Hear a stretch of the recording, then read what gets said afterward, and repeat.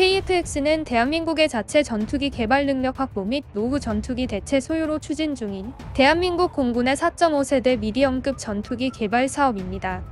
KF-X는 기존 스텔스기와 유사한 형상을 가지고 있는 기체 형상에서 알 수 있듯이 향후 개발이 완료되고 블록3로 진화적 개발 단계를 거치면서 완전 매립형 내부 무장창을 갖춘 5세대 스텔스 전투기로 성능을 개량해 나갈 것을 염두에 두고 설계되었는데요. KF-X는 사업 규모가 크고 국산 전투기 개발이라는 상징성을 가지고 있는 만큼 국내의 군사 마니아들에게도 많은 관심을 받아왔습니다. KF-X는 사업 초기부터 타당성 논란으로 사업 추진 여부가 수차례 번복되었고 KF-X 사업을 추진해야 하는지에 대해 오랫동안 논쟁이 이어져 왔는데요. 특히 일각에서는 F-35의 단가가 빠르게 하락하고 있고 사업 실패 시 전력 공백을 우려하며 F-35보다 성능이 떨어지는 전투기가 미래 전장에서 얼마나 효용성이 있겠냐는 논지를 펼쳤습니다. 이와 관련하여 중국의 한 언론에서도 F-35A를 도입한 한국이 KF-X를 개발하려는 이유가 무엇인지 분석하며 KF-X는 매우 합리적인 선택이라고 평가했는데요. 자세한 기사 내용과 댓글 반응까지 번역해드리겠습니다. 군사적 압박이 심하고 수입은 너무 비싸다. 한국이 차세대 전투기를 만든 이유는 무엇인가? 한국의 언론 보도에 따르면 이번 주 최종 조립을 진행 중인 최초의 KF-X 시제품에는 F414 터보팬 엔진 2개가 장착됐다. 이후 시제기는 최종 후속 조립 작업을 완료해 다음 달 4월 출고될 예정이다. 출고가 완료되면 KF-X 시제기는 빠듯한 지상 테스트 단계에 돌입하며 2022년 첫 시험 비행을 위한 기반을 닫게 된다. 이미 시험 비행을 하고 심지어 실전 배치가 완료된 미국, 중국, 러시아의 몇몇 5세대 전투기들과 비교했을 때 KF-X는 모순 덩어리이다. KF-X는 외형과 사이즈 면에서 5세대 기종인 중국의 FC-31이나 록히드 마틴사의 F-22, F-35 등과 매우 유사하다. 그러나 항상 세계의 자국의 선진적 위상을 자랑해온 한국은 이 항공기에 대해서는 상당히 겸손한 태도를 보이고 있다. 한국 측이 공개한 성능과 시제품의 사진을 보면 KF-X는 전체적으로 확실히 4세대와 5세대의 중간에 머물러 있다. KF-X는 전체적인 디자인으로 볼 때 가장 일반적으로 사용되는 현대식 스텔스 전투기의 형상을 채택했다. 또한 미국에서 활동하는 이종의 5세대 전투기와 일반적으로 동일한 설계 방식을 따른 것이기도 하다. 이러한 설계는 기동성 향상과 비행 성능 증가를 고려한 것으로 전반적인 스텔스 능력을 고려한 설계이다. 그러나 현재 최종 조립 단계의 첫 번째 KF-X 시제기를 볼 때 다수의 세부 설계와 기술 수준이 여전히 4세대 기체 수준임을 나타내고 있다. 이는 한국 항공산업의 경우 전체 설계에서 서구 선진국으로부터 기술력 지원을 받은 반면 항공기 제작에 있어서는 한국은 독자 개발 능력을 강조하고 있는 것이다. 한국 항공산업의 전체적인 제조 능력은 1980년대 미국제 F-5 전투기의 생산 허가를 받으면서 배양됐다. 1990년대에는 KF-16의 생산 허가를 받았으며 금세기 초 한국과 미국이 공동으로 T-50 골든이글 고등훈련기와 FA-50 경공격기를 개발하면서 발전했다. 비록 한국이 완전히 독립적으로 항공기를 개발한 적은 없지만 F-16급 4세대 전투기와 일부 서브 시스템의 제조 능력은 물론 특정 첨단 전투기 설계 능력도 기본적으로 갖추고 있다. 한국은 자체적으로 강한 전자산업을 가지고 있어서 능동 위상 배열 레이더 같은 특정 항전 장비 분야에서 구체적인 연구 개발이 이뤄졌다. 한국은 KF-X 국전투기에 해당 항전 장비를 공급하고 있으며 한국의 산업체계는 기본적인 범위를 커버할 수 있다. 또한 한국은 미국의 동맹국으로서 국제 무기 시장에서 유럽 국가들과도 긴밀한 관계를 가지고 있으며 한국이 개발할 수 없는 많은 첨단 하위 시스템을 직접 도입할 수 있다. 그 결과 한국은 다양한 수단을 통해 첨단 전투기를 개발하고 있고 최소한 전체적인 하위 시스템의 설계 및 획득 측면에서 극복할 수 없는 어려움은 없다. 현재 외부에 공개된 바에 따르면 KF-X는 피하 식별장치와 전방 시연장치, M61A2 20mm 6열 벌컴포, F414 터보팬 엔진, 미티어 중장거리 공대공 미사일, IRIST 단거리 공대공 미사일 등이 탑재되며 한국 측은 이미 KF-X에 자체 개발한 능동 위상 배열 레이더가 탑재될 예정이라고 밝힌 바 있다. KF-X 시제기의 설계가 전투기의 비행 성능과 스텔스 성능에 미치는 영향을 고려해 볼 때 KF-X는 현재 내부 무장창을 사용하지 않는 대신 중앙동체 아래 반매립 무장창이 있고 주위하단에 미사일을 무장한다.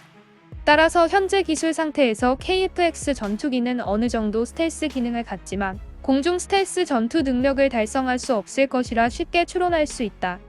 비교적 진보된 한국의 자체 항전 장비와 서양의 우수한 무기체계, 미국의 검증된 엔진을 사용하는 KF-X의 전체적인 전투 능력은 라팔이나 타이푼, 미그-35 및 기타 전통적인 4세대 전투기들보다 뛰어날 것이다.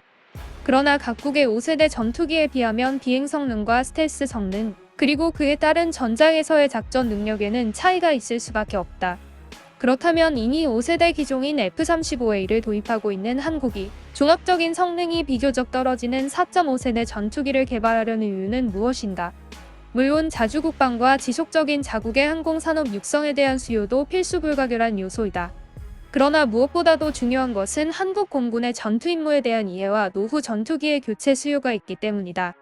한국군은 현재 500대에 가까운 전투기를 운용하고 있어 규모 면에서 적지 않은 편이지만 그중 F-15K와 F-16 등 4세대 기종은 절반을 조금 넘고 노후화된 F-4와 F-5 계열 장비는 여전히 200대 이상이다. 한국은 동아시아의 군사적 압박감 속에서 노후 전투기의 퇴역으로 인해 공군의 규모가 대폭 축소되는 것을 두려워하고 있다. 게다가 F-35A는 퇴역을 앞둔 노후 전투기들을 대등하게 대체할 수 없을 만큼 고가이다. 따라서 한국은 F-35를 제외한 전투기 구매 사업에서 공군이 감당할 수 있을 정도로 구매 단가를 엄격히 통제해야 하고 F-35에 맞춰 작전에 임할 수 있도록 기술 선도성을 갖춰야 하며 교체가 빨라야 공군의 교체 시기에 맞출 수 있다는 점을 분명히 하고 있는 것이다. 중국과 마찬가지로 한국도 노후 전투기의 세대 교체 압력에 직면해 있으며 자국의 항공산업은 충분히 수요량을 조달할 수 있을 만큼 규모가 크다. 현재 국제 무기 시장을 놓고 보면 한국군이 원하는 전투기를 찾는 것은 쉽지 않다. 유럽의 4세대 전투기는 가격이 싸지만 한국군의 요구를 모두 충족시키지 못한다. 또한 미국은 한국의 무기 체계를 장기적으로 거의 독점하고 있기 때문에 정치적 문제로 유럽에서 전투기를 구매하기란 쉽지 않다. 미군은 F-35와 같은 기타 5세대 전투기로 완전히 전환했다. F-16 바이퍼와 같은 4.5세대 전투기는 아직 수출용으로 생산되고 있지만 이미 F-15K를 배치한 한국 공군은 기술 수준의 도약이 없는 제자리 걸음을 도저히 받아들일 수 없다. 이러한 상황에서 한국은 항공산업의 현재 수준을 바탕으로 동시에 서구 국가의 하위 시스템을 통합하는 데 적극적이다. 4.5세대 전투기는 실질적인 기술적 어려움과 개발 난이도가 낮고 동시에 5세대 전투기로 발전을 위한 기반을 닦아 놓을 수 있다. 따라서 한국이 KF-X를 개발하는 것은 의심할 여지가 없는 합리적인 선택이다. 댓글 반응입니다. 완전히 엉터리 분석입니다. 한국의 가장 큰 목적은 기사가 말하는 것이 결코 아닙니다. 한국의 가장 큰 목표는 무기 수출을 위한 국제시장 공략입니다. K9 자주포를 수출하고 필리핀의 훈련기를 수출하고 항모 건조 계획까지 세우는 한국은 무기 수출 야망이 매우 큰 국가입니다. 스텔스 전투기는 다음 단계를 위한 계획으로 과학기술 대국으로서의 야망을 드러내고 있는 것입니다. 한국은 주요 부품을 모두 해외에서 수입하고 통합해서 진열대에 올려놓을 뿐입니다. 일본은 엔진과 레이더 같은 주요 구성 부품을 자체 개발하고 싶어 하지만 이 과정은 매우 길고 위험합니다. 컴퓨터를 조립하는 것과 같이 기존의 메인보드와 CPU, 메모리 등을 조합하는 것은 쉽습니다. 그러나 자신만의 CPU를 만들고 싶으면 메모리도 다시 만들어야 합니다. 자국의 방위산업을 발전시키고 단련해야 합니다. 자주국방을 위해서는 수출이 반드시 필요합니다. 한국은 K9 자주포가 큰 성공을 거둔 이후 자신감이 붙었고 더 강력한 무기를 만들기 시작했습니다. 기자는 한국 사람에게 얼마나 받았습니까? 입만 열면 한국에 바람을 불어넣고 있는데 한국 전투기가 타이푼이나 미그-35 같은 선진 수준에 도달했다고요? 한국 김치는 인도의 테자스 전투기라도 넘어설 수 있다면 합격입니다. 한국이 개발한 FA-50은 활주로에 올라타는 순간 뒤집어지고 옆 잔디밭에 거꾸로 처박힙니다. 한국은 쓰레기입니다.